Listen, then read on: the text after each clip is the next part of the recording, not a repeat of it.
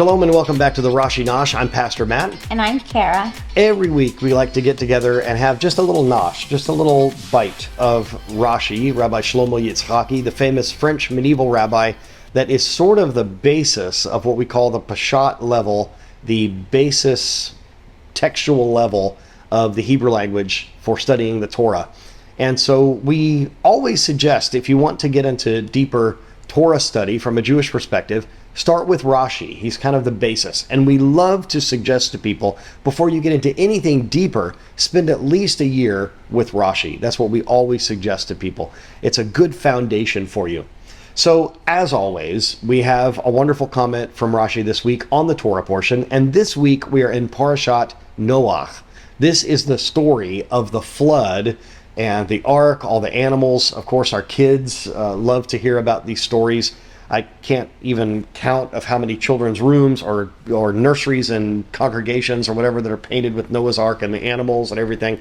Because it's a wonderful story for kids, except when we talk about God's judgment. When we speak to children, of course, we give them a kid's version of this story, the big boat and all the animals and Noah and his family. But this is definitely a story of divine judgment and something that we really need to look at. Now, what Rashi points out this week in verse 7 of chapter 7 of Genesis is focusing on faith, the faith of Noah. Now, Noah is described in the beginning of this week's Torah portion as a man who is blameless, righteous in his generation. In fact, Rashi, in an earlier verse, in chapter 6, verse 9, asks the question, if Noah is seen as righteous in his generation, would he have been seen as righteous in maybe a different generation? Would he have been considered as righteous in, say, Abraham's generation or another generation? But that's a discussion for another time. It's something that we looked at last year. This year, we want to look in this Torah cycle at faith and action. Because Rashi says in verse 7 of chapter 7, Noah went in to the ark, and his sons and his wife and his sons' wives with him because of the waters of the flood. Now, of course, this sounds like a self-evident statement. It's pretty obvious. Of course, they went in because of the waters of the flood. But what's interesting here is the word because in the Hebrew. So Rashi says, Noah entered the ark, quote, because of the waters of the flood, closed quote. This indicates that Noah hesitated to enter until the flood waters forced him to enter. Rashi explains that this demonstrates a weakness in Noah's faith. He had faith, obviously. He built the ark. He spent 120 years as a 600-year-old man building this ark with his sons and their families. But the whole idea is that he believed God, but he didn't have that translate into action of entering the ark until the flood waters actually began to rise, until the rains were coming down heavily. That reminds me of the book of James in the New Testament, where it says that faith without accompanying action is dead. It's useless to us. It's one thing to believe something. It's another thing for that to translate into an action. And for Noah, we know that he had the belief. He's called a preacher of righteousness in the Bible. So we know that he was letting people know that they needed to enter. Now, it just so happens that no one entered except him and his sons and their wives and his wife. So as he is going in, it is because the waters are coming.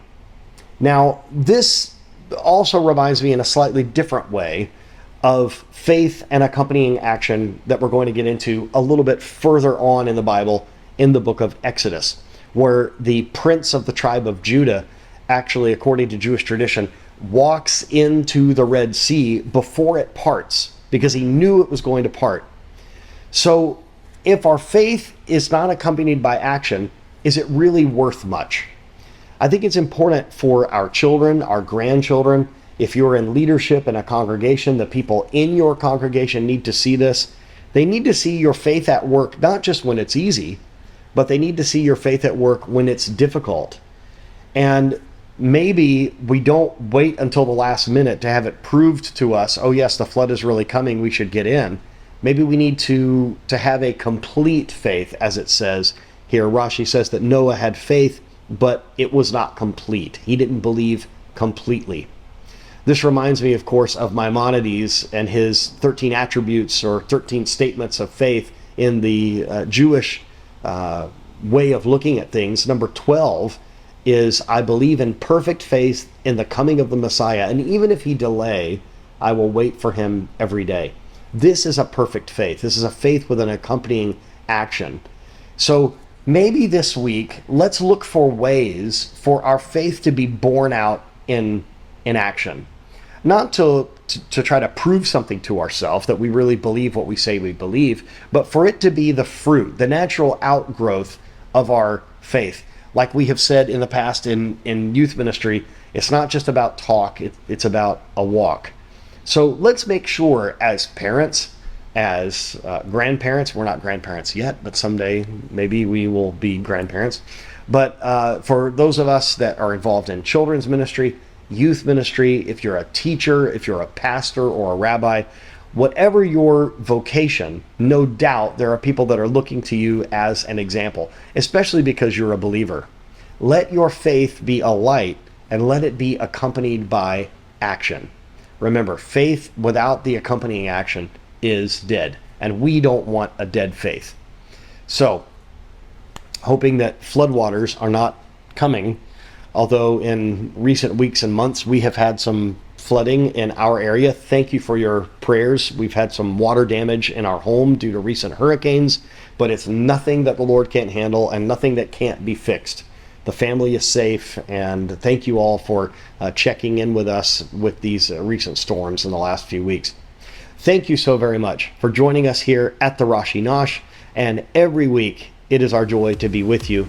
Keep opening the Torah and studying it, and find some action to accompany your faith. God bless you, and shalom.